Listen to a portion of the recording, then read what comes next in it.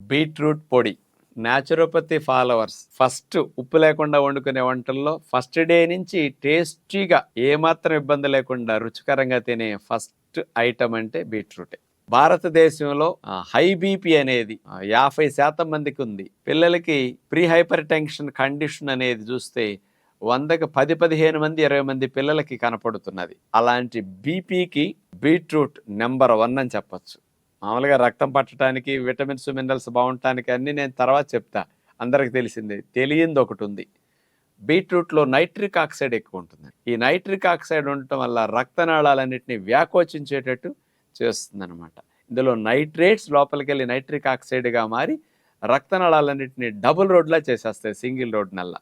అంటే BP medicine వాడితే రక్తనాళాలు ఎట్లా వ్యాకోచిస్తాయో న్యాచురల్గా బీట్రూట్ అంత లాభాన్ని అందిస్తుంది అనమాట. అలాంటి బీట్రూట్ పొడి మరి అన్నిటికీ మంచిది. పుల్కా పిండిలో, దోశల పిండిలో, ఇడ్లీలు టిఫిన్స్ చేసుకున్నప్పుడు అందులో ఈ బీట్రూట్ ద్వారా మినరల్ కంటెంట్ బాగా వెళుతుంది.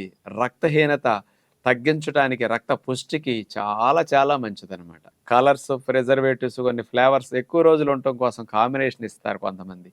అలాంటివి ఏమీ లేకుండా ప్యూర్ బీట్రూట్ పొడి న్యాచురోపతి ఫాలోవర్స్ కొరకు ప్రతి ఇంట్లో ఉండాల్సిన పొడి అంటా నేను.